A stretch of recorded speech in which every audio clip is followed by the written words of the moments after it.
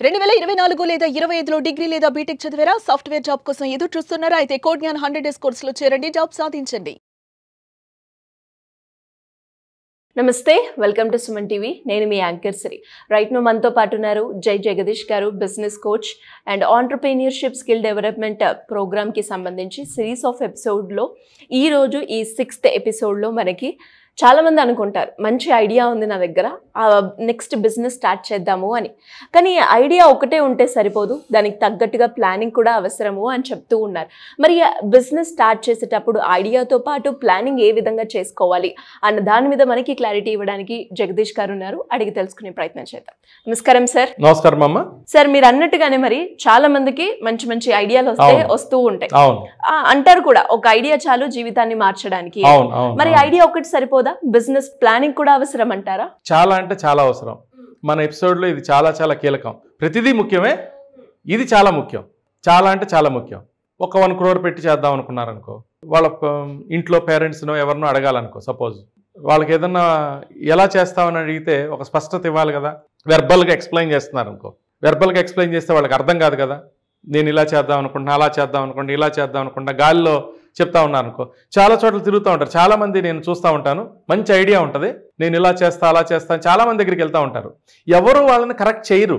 మీరు ఒక ప్లాన్ తీసుకొని రమ్మని ఎవరు చెప్పరు.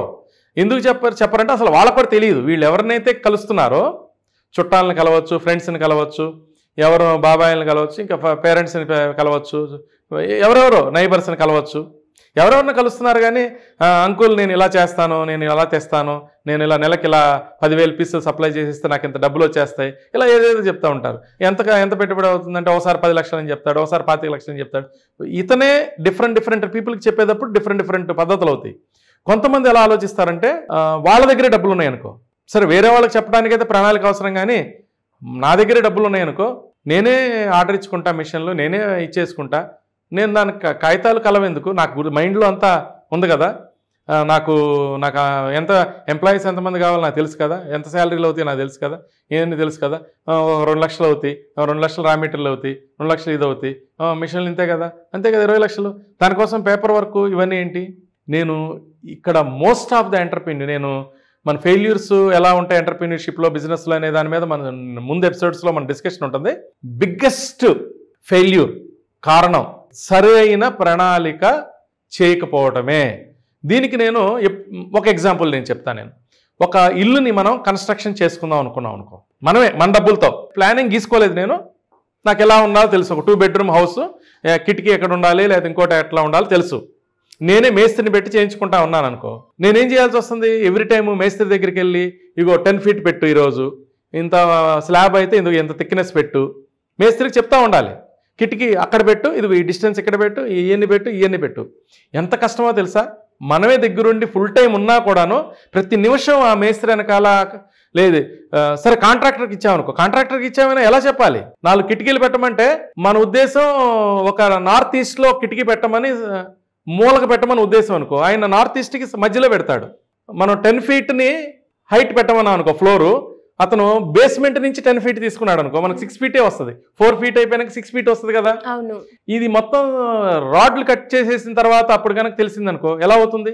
లేదు మనం కాంట్రాక్టర్కి ఇవ్వాలి, లేదు మనం ఉండట్లేదు, మనం ఎవరో మన ఫాదర్ ఇన్లానో లేకపోతే మన బ్రదర్నో లేకపోతే ఎవరినో సూపర్వైజర్నో మన తరపున ఒకరిని పెట్టి మేస్త్రిని చేయించుదాం అనుకోను, ఎలా కుదురుతుంది?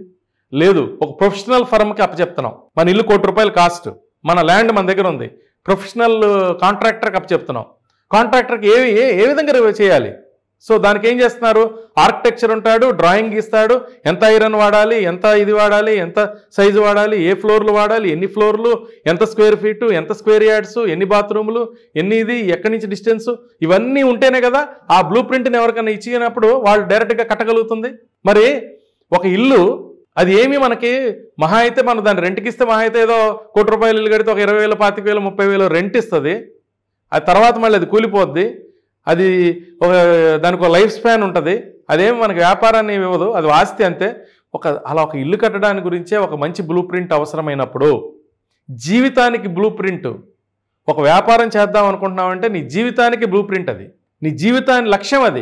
దానికి అది 5 లక్షల బిజినెస్ అయినా కానీ, ఈవెన్ నేనేం చెప్తానంటే 1,00,000 రూపాయల వ్యాపారం అయినా సరే, ఈవెన్ 10,000 రూపాయల వ్యాపారమైనా సరే బ్లూ ప్రింట్ కావాలి, 1 కోటి రూపాయల వ్యాపారం అయినా సరే బ్లూ ప్రింట్ కావాలి.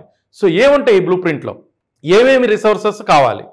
సో బ్లూ ప్రింట్లో ఏంటంటే ఏమేమి ఉంటాయంటే ఆర్థికం, ఇందా మనం వనరుల గురించి మాట్లాడుకున్నాం కదా, రకరకాల వనరులు. సో ఆ వనరులు కాగితం మీద పెడుతున్నాం అంతే తేడా ఇక్కడ. ఆర్థిక వనరులు ఎలా కావాలి, ల్యాండ్కి ఎంత పడుతుంది, షెడ్కి ఎంత పడుతుంది, ఫిక్స్డ్ ఓవర్ హెడ్స్ ఎంత, మంత్లీ ఓవర్ హెడ్స్ ఎంత, వేరియబుల్ ఓవర్ హెడ్స్ ఎంత, రా మెటీరియల్కి ఎంత కాస్ట్ అవుతుంది, ఫైనాన్స్ ఎంత ప్రాఫిట్ ఫైనల్గా అక్కడ మిగులుతుంది, ఆర్థికంగా ఏమవుతుంది, మ్యాన్ పవర్ సంబంధించిన క్యాలిక్యులేషన్స్ చూపించాలి. ఎంతమంది మ్యాన్ పవర్ పడుతున్నారు, ఎంతమంది లేబర్ పడుతున్నారు, ఎంతమంది అడ్మిన్ స్టాఫ్ పడుతున్నారు, ఎంతమంది టెక్నీషియన్స్ పడుతున్నారు, ఎంతమంది వీళ్ళు పడుతున్నారు, అదొక బ్లూ ప్రింట్లో ప్రణాళికలో భాగంగా ఉండాలి. తర్వాత మనం ఇందాక ఖర్చులు అవి చెప్పుకున్నప్పుడు ఏంటంటే finances, means of finance, own finance ఎంత పెడుతున్నాము, బ్యాంక్ నుంచి ఎంత తీసుకుంటున్నాం, పార్ట్నర్స్ ద్వారా మనం ఎంత తీసుకుంటున్నాము, అవి కావాలి. తర్వాత రా మెటీరియల్, మిషనరీ మ్యానుఫ్యాక్చరర్స్ ఎక్కడెక్కడ ఉన్నారు, ఆ మిషనరీ మ్యానుఫ్యాక్చరర్స్ కొటేషన్స్ తీసుకోవటం, 3 కొటేషన్సా 4 కొటేషన్సా ఎన్ని కొటేషన్స్, దాని అన్ని రికార్డ్ అంతా కూడా, అడిషనల్ ఎక్విప్మెంట్ ఎక్కడ దొరుకుతుంది, అవి కావాలి. సపోజ్ మనం ఒక ఫ్యాక్టరీ కూడా మనం కట్టాలనుకో, షెడ్ కట్టాలనుకో, ఆ షెడ్కి ఒక బ్లూ మ్యాప్, ఇందాక నేను చెప్పినట్టంటే మనం ఇంటికి జనరల్ కడుతున్నట్టు ఈ బ్లూ ప్రింట్లో అదొక బ్లూ ప్రింట్ అనమాట. అది డిజైన్లో డిజైన్, ఆ షెడ్ సైజ్ ఎంత, షెడ్ కొలత ఎంత, దానిలో మెషినరీ ఎంత, దాని కాస్టింగ్ ఎంత. తర్వాత మార్కెట్ రీసెర్చ్, అసలు మార్కెట్ ఎక్కడ ఉంది, మార్కెట్ ఎలా ఉంది, రీసెర్చ్ ఎక్కడ ఉంది, సో లభ్యత ఎలా ఉన్నాయి. తర్వాత వెండర్స్ మ్యాపింగ్, ఇంతకుముందు మన ఫాదర్ దగ్గరికి వెళ్ళాం లేదా మన బాబాయ్ దగ్గరికి వెళ్ళాం, బాబాయ్ ఇదిగో నేను మంచి ఐడియా ఉంది, నెలకు 10 లక్షల రూపాయలు లాభం వస్తుంది, నువ్వు 1 కోటి రూపాయలు పెడితే నీకు నేను వాటా ఇస్తాను, లేదంటే రిటర్న్స్ ఇస్తానంటే ఆయన నమ్మని వ్యక్తి చక్కటి బ్లూ ప్రింట్తో, ఒక 100 పేజీలో 50 పేజీలో బ్లూ ప్రింట్తో చక్కగా కలర్ఫుల్ డయాగ్రామ్స్ తీసుకుని వెళ్ళి, కలర్ఫుల్ ప్రొజెక్షన్స్, ప్రతిదీ డీటెయిల్డ్గా. టైం తీసుకో. ఇప్పుడు సినిమా చేయాలంటే ఒక హీరో దగ్గరికి బౌండెడ్ స్క్రిప్ట్తో వెళ్తే, ఇప్పుడు రాజమౌళి లాంటి వాళ్ళు కానీ వీళ్ళు కానీ ఒక హీరో దగ్గరికి, ప్రొడ్యూసర్ దగ్గరికి వెళ్ళినప్పుడు వాళ్ళు బౌండెడ్ స్క్రిప్ట్తో వెళ్తారు. ఏది అసలు సినిమా తీస్తారా లేదా, హీరో ఒప్పుకుంటాడో లేదో వాళ్ళకి తెలియదు.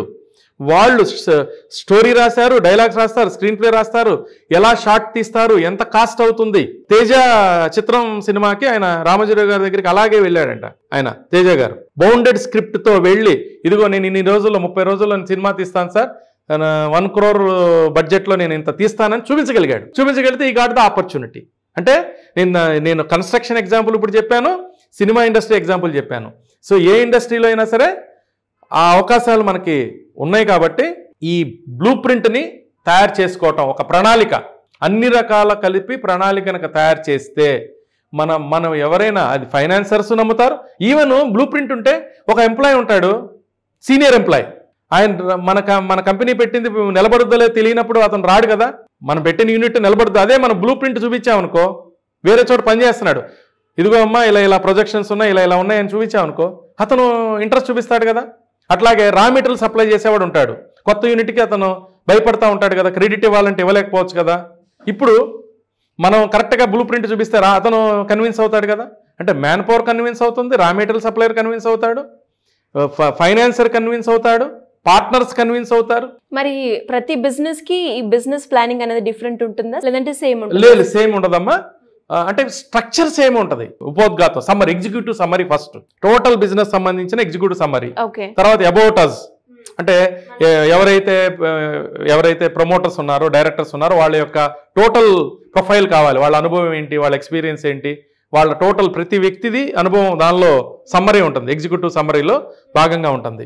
తర్వాత రా మెటీరియల్ లభ్యత గురించి ఉంటుంది, మార్కెట్ రీసెర్చ్ గురించి ఉంటుంది, తర్వాత మ్యాన్ పవర్ లభ్యత గురించి ఉంటుంది, మ్యాపింగ్, వనరుల మ్యాపింగ్ చేశాం కదా, ఆ వచ్చిన డీటెయిల్స్ని ఇక్కడ స్ట్రక్చర్లో పెడుతున్నాం.